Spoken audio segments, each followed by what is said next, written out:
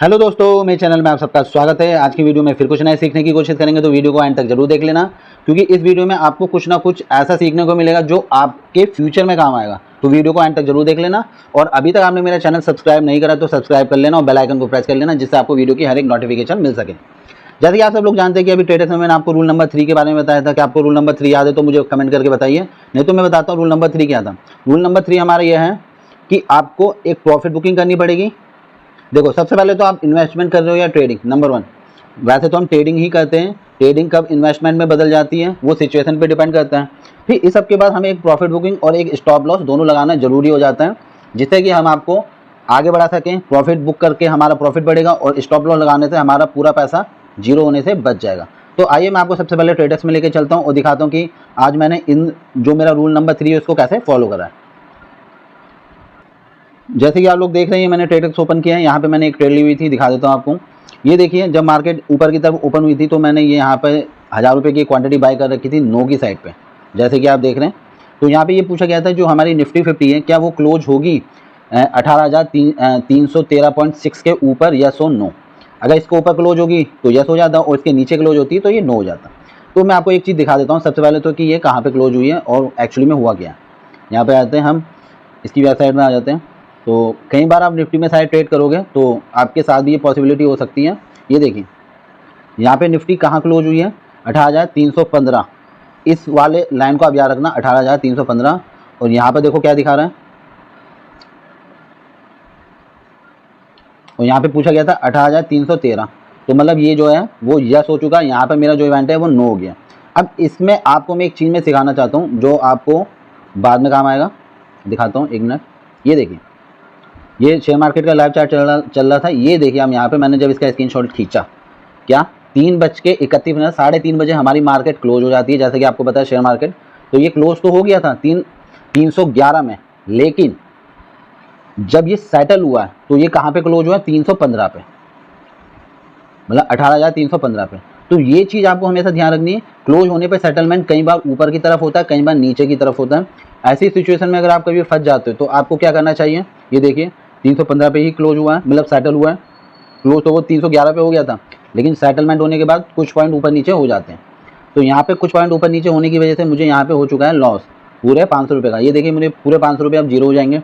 अब देखो इसमें अच्छी बात क्या थी, अब आप यहाँ देख रहे हैं कि 43 है, 43 के आसपास ये था इसका प्राइस।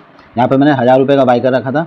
मैंने अपनी कुछ क्वांटिटी जो है वो किस में सेल करी है, 80+ पे सेल करी है।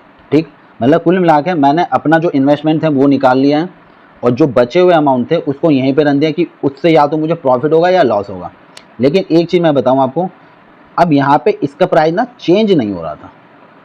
मतलब ये है कि नो वाला प्राइस ऊपर नहीं जा रहा था। किस सिचुएशन में, ये वाली सिचुएशन में जब मैंने देखा कि मार्केट तो भैया 311 पे बंद हो गई है। मुझे पता तो था सेटल होगी, मुझे ये नहीं पता था ऊपर की तरफ सेटल होगी। तो मैंने एक तरीके का रिस्क ले लिया कि या तो मुझे यहाँ पे एक अच्छा रिवॉर्ड मिलेगा या मेरा अमाउंट जीरो हो जाएगा। देखो प्रॉफिट तो मैंने अपनी 1000 रुपये की इन्वेस्टमेंट तो मैं सुबह ही निकाल चुका था, क्योंकि मैंने कुछ क्वांटिटी सेल कर दी थी। तो यही था हमारा रूल नंबर 3। मैंने यहाँ पे अपनी ट्रेडिंग को पहले इन्वेस्टमेंट में कन्वर्ट करा, क्योंकि जो मार्केट है आपकी बहुत ज़्यादा नीचे आ चुकी थी। दिखा देता हूँ, ये देखिए ये निफ्टी का चार्ट है सुबह का। यहाँ पे आप जैसे कि देख रहे हैं, यहाँ पे आपकी मार्केट क्लोज हुई है 311 के आसपास, सेटल हो गया 315 हो चुका है। ये देखिए निफ्टी यहाँ तक आ चुकी थी आपकी, और इससे भी काफ़ी नीचे आ चुकी थी। ठीक है, ये देखिए यहाँ पे इतने का लो बनाया। तो यहाँ पे मैंने एक प्रॉफिट बुक तो कर लिया था, जिसकी वजह से मुझे यहाँ पे कोई भी लॉस नहीं हुआ है। लेकिन यहाँ पे एक सोचने वाली बात क्या, सोचने वाली बात यह है कि अगर मैं पूरा अमाउंट सेल कर देता, प्रॉफिट बुक कर लेता, तो ये 500 के साथ मेरे पास तकरीबन 900 रुपये और होते, मतलब पूरे 900 रुपये का प्रॉफिट होता, 1000 रुपये लगाते। मेरी एक्स्ट्रा ग्रीड ने मुझे क्या करा, यहीं पे मतलब एक रिस्क लेने के लिए बोला, जिस रिस्क से मुझे लॉस तो नहीं हुआ, लेकिन जो मेरा प्रॉफिट होने वाला था वो मेरे हाथ से छिन गया। तो ऐसी सिचुएशन में आप कभी भी पढ़ सकते हो कि मतलब अगर निफ्टी या बैंक निफ्टी में आप ट्रेड कर रहे हो तो इसमें आपके साथ ऐसा कभी भी हो सकता है कि मार्केट क्लोज तो कहीं पे है लेकिन सेटल होती है बाद में। अब ये इस इवेंट को मेरे हिसाब से तो ये यस कर देंगे, और यहाँ पे जो मेरा पूरा अमाउंट है वो लॉस में कन्वर्ट हो जाएगा। बहुत सारे लोग यही करते हैं। अब देखिए मतलब 80 के आसपास बिक रहा था, 80+ पे। मैंने क्या करा, मुझे ऐसे 100 लेके जाने की खुजली थी। 100 के चक्कर में देखिए मेरे हाथ से कितना बड़ा प्रॉफिट निकल गया। आप देख रहे हैं पूरे 500 रुपये मेरे हाथ से चले गए। अगर मैं बेच भी देता तो तकरीबन मुझे 900 रुपये आसानी से मिल जाता है। अब ये बताओ कि ये मैंने अपना होशियारी का काम करा है या थोड़ा बेवकूफ़ी का, कमेंट करके मुझे एक बार बताना। क्योंकि यहाँ पे हर बार रिस्क लेने से क्या हो सकता है कि आपका जो प्रॉफिट है वो कम हो जाएगा और आपका लॉस इंक्रीज हो जाएगा। तो अपनी गलती से सीखते रहिए। मैं ये गलती कर चुका था कई बार, तो मैंने होल्ड कर दिया है और अपने अमाउंट को पूरा जीरो करा है जिद में। अपनी जिद को कभी भी आगे मत लाइए, ईगो को आगे मत लाइए। कुछ क्वांटिटी मैंने यहाँ पे सेल करके एक अकलमंदी करी, मुझे लगा था नहीं होगा क्योंकि मार्केट काफ़ी रेंज बाउंड थी। जो कॉल राइटर और पुट राइटर की पोजीशन मैंने यहाँ पे देखी थी, मतलब मेरे हिसाब से तो इसे 300 के नीचे बंद होना चाहिए था। फिर मैंने कहा हो जाएगा, देखते हैं। सिचुएशन बन भी रही थी, लेकिन वही है ना, जब प्रॉफिट नहीं लिखा होता है तो प्रॉफिट मिलता भी नहीं है, और जब लॉस लिखा होता है तो लॉस मिल जाता है। तो यही चीज़ है कि आप ऐसी गलती करने से पहले आप एक बार सोचिए समझिए, क्या आप पूरा, अब यहाँ पे देखो सिचुएशन बिगड़ रही थी, इसका प्राइस ऊपर नहीं जा रहा था, ये देखो यहीं पे सेटल है।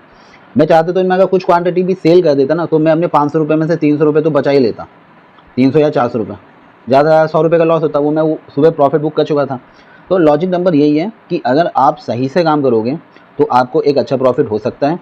लॉस कम करो, भले ही प्रॉफिट कम हो, अगर लॉस नहीं होगा प्रॉफिट कम होगा, धीरे धीरे आपका अमाउंट जो है वो इंक्रीज होता चला जाएगा और एक आप अच्छे से प्रॉफिट में आ जाओगे। तो आई होप आपको समझ में आ गया होगा कि रूल नंबर 3 क्या कहता है। रूल नंबर 3 जो कहता है वो ये कहता है कि सबसे पहले आपको क्या करना चाहिए, ट्रेडिंग अगर आप कर रहे हो या इन्वेस्टमेंट कर रहे हो तो प्रॉफिट बुकिंग और स्टॉप लॉस का हमेशा ख्याल रखिए। और कितना आप स्टॉप लॉस ले सकते हैं, कि पूरा लेने से अच्छा क्या हमें थोड़ा स्टॉप लॉस लेना चाहिए। मैंने यहाँ पे एक ही स्ट्रेटेजी फॉलो की थी कि मैंने अपनी कुछ क्वांटिटी सेल कर दी, ये बहुत अच्छी बात थी, नहीं तो मेरा पूरा 1000 रुपये जीरो हो जाता। प्रॉफिट बुकिंग करना जरूरी है और एक स्टॉप लॉस लेके चलता तो ये मेरे जो 500 रुपये डूबे हैं वो 400 रुपये तो कम से कम मिल ही जाते हैं। क्योंकि जब मुझे लग रहा था प्राइस ऊपर नहीं जा रहा है, तभी मुझे लग रहा था कि मार्केट का जो सेटलमेंट है वो कहीं पर भी हो सकता है। बस ये है कि एक जिद होती है या दिमाग काम नहीं करता है, तो इसके लिए अपने माइंड को आप पहले से प्रिपेयर करके रखिए, जिससे कि ऐसे सिचुएशन में आप कभी भी फंस सकते हैं। अगर फंस जाएंगे तो वहाँ पे मुझे क्या एक्शन लेना है, पूरा लॉस लेना है या डबल प्रॉफिट लेना है या फिर स्टॉप लॉस लगा के एग्जिट हो जाना है। तो आई होप आपको वीडियो पसंद आई हो, और अगर वीडियो पसंद आई तो लाइक करना, कमेंट करना, दोस्तों के साथ शेयर करना, और वीडियो देखने के लिए बहुत बहुत धन्यवाद।